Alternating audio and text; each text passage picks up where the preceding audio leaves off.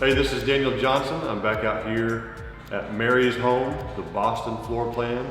This is kind of stage 3 in the video process. We've seen it from the beginning stages of the foundation. We just saw it with the framing and the roofing going on. And now it's progressed so quickly.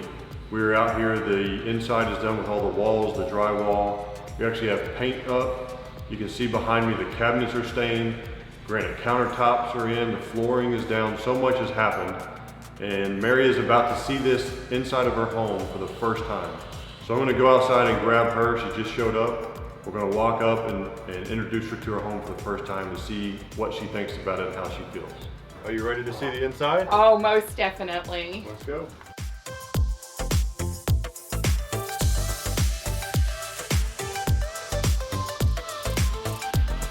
Oh my goodness, it's so pretty. It's beautiful.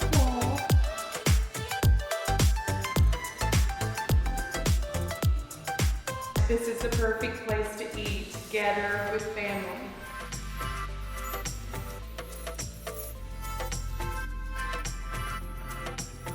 Wow, what an amazing grand master bedroom. This is gorgeous. This is going to be an amazing giant walk-in shower.